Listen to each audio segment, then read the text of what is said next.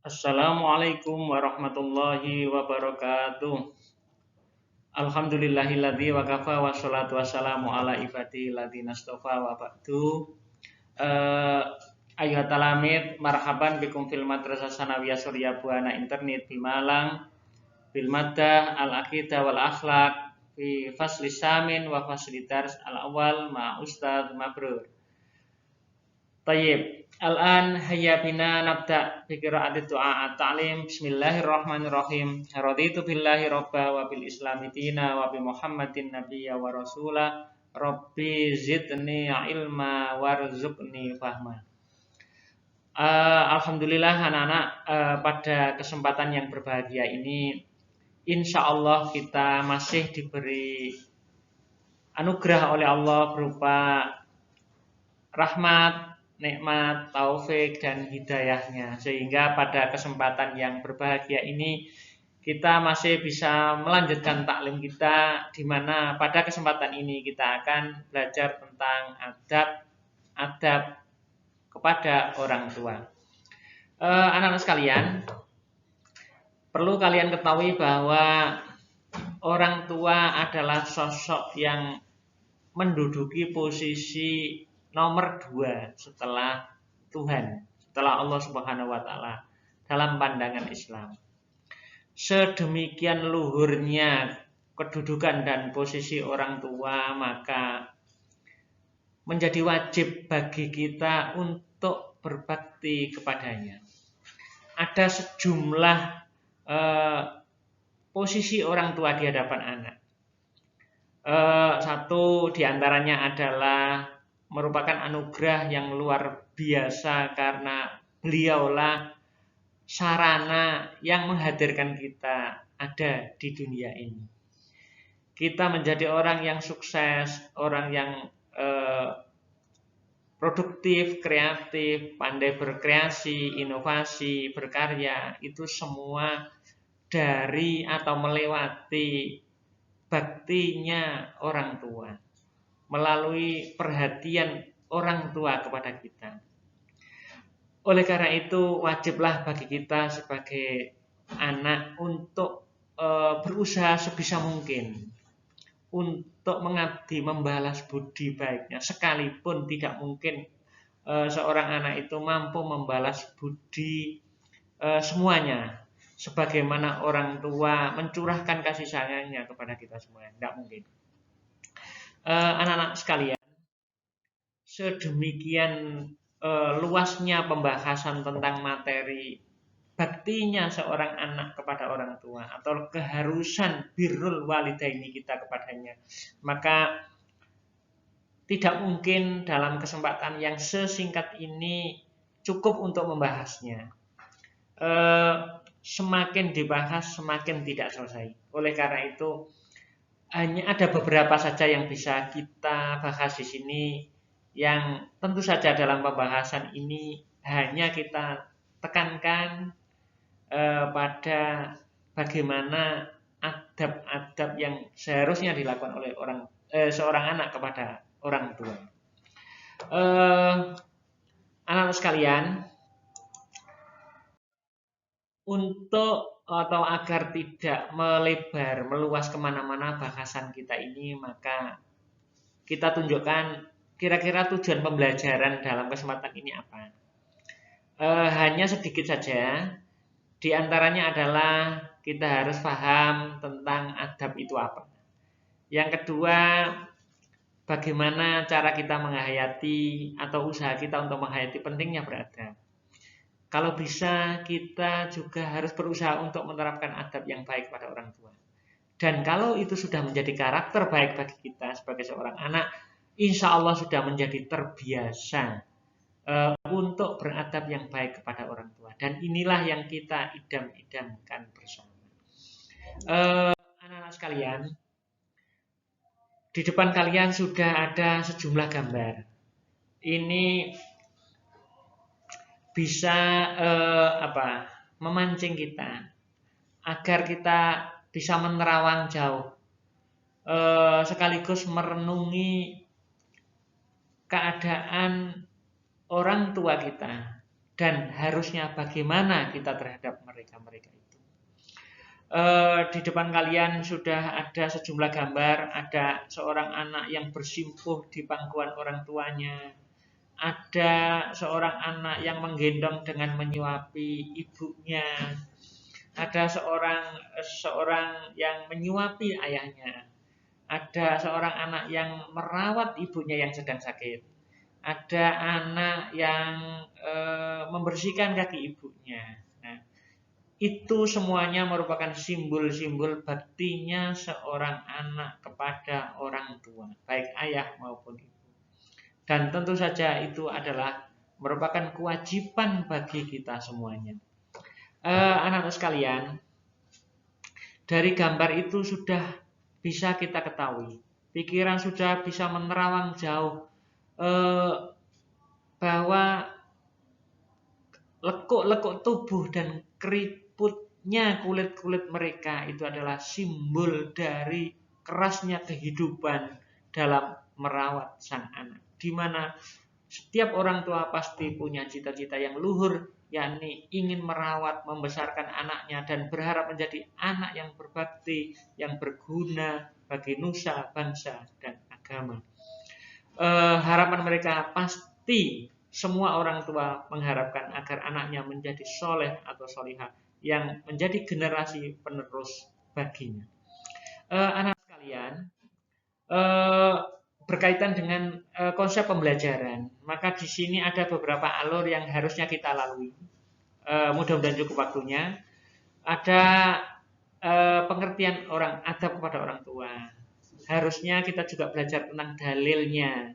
Harusnya kita bisa menyajikan contoh perilaku beradab kepada orang tua yang baik itu bagaimana.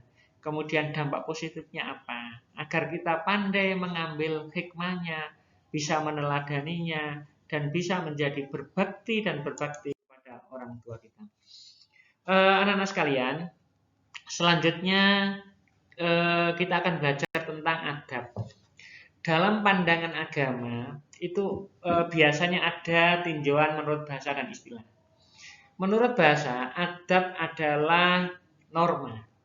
Bisa kita artikan sebagai sopan santun, tata krama.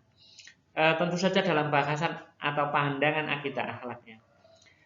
Adapun menurut istilah, adab bisa diartikan sebagai norma atau aturan mengenai sopan santun yang didasarkan atas aturan agama. Yang dalam pembahasan ini kita kenal populer dengan istilah birrul walidaini, yakni berbakti kepada orang tua. Anak-anak sekalian, sedemikian besar, tinggi dan mulianya derajat orang tua di hadapan anak, ada sejumlah ayat Al-Quran yang menjelaskan tentang hal itu. Pak Mabrur hanya mengutip 2 saja. A'udzubillahi minasyaitonirrajim. Bismillahirrahmanirrahim. Wa qadha rabbuka alla ta'budu illa iyyahu. Dan Tuhanmu telah memerintahkan supaya kamu jangan menyembah siapapun kecuali hanya Dia Allah maksudnya. Yang kedua, ini yang menjadi topik bahasan kita. Wabil walidaini ihsana. Dan kepada orang tua hendaknya kalian berbuat baik. Biasanya kalau objeknya ditaruh di depan, itu menjadi tumpuan utama. Biasanya begitu. Seperti iyyaka na'budu, hanya kepadamu, nggak ada yang lain. Ini juga demikian. Dan sebagai atau dalam tataran kemanusiaan, maka derajat yang tertinggi pertama dan utama yang harus kita lakukan secara baik itu adalah orang tua. Oleh karena itu ayatnya wabil walidaini ihsana, dan kepada orang tua, enggak kepada yang lain. Artinya orang tua itu menduduki posisi yang pertama, dan kepada orang tua hendaknya kalian berbuat baik. Sampai seterusnya imaya bulughana indakal kibara akhatuhuma. Terus ada berikutnya dijelaskan fala takul lahuma uffin. Jangan sekali-kali kalian mengeluarkan kata-kata yang menyinggung perasaan. itu dalam pandangan bahasa Arab itu sesuatu yang sangat mengerikan, sesuatu yang menjijikkan, sesuatu yang teramat sangat kotor yang tidak pantas ya diucapkan oleh seorang anak di hadapan orang tua. Dan itu betul-betul dikutuk dalam pandangan agama. Eh, Tidak ada padanannya. Kalau di dalam bahasa dan budaya kita itu ada istilah miso, mungkin dalam pandangan sastra Arab Ufin itu melebihi miso. Karena kalau dilihat dari pandangan budaya bahwa miso sendiri itu juga bervariasi. Di daerah sini merupakan kata-kata kotor, tapi di daerah lain belum tentu itu merupakan sesuatu yang kotor. Tergantung budaya daerah mana. Tapi kalau ufin dalam pandangan bahasa Arab itu sudah semua ulama sepakat. Ufin itu kata-kata kotor, menjijikkan yang menyinggung perasaan orang tua. Yang ketiga, walatan harhuma, jangan sekali-kali menghardik. Artinya bersikap apapun yang bisa menyinggung perasaan orang tua. Kesimpulannya. Di antaranya adalah hendaknya kita harus pandai menjaga tutur kata dan perilaku yang baik yang sekiranya tidak menyinggung perasaan orang tua.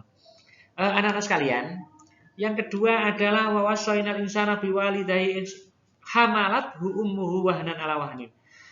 Ayat yang kedua ini adalah bercerita tentang beban beratnya orang tua ketika mulai dia mengandung sampai melahirkan sampai menyapihnya dari asuhannya setelah sang anak berusia 2 tahun.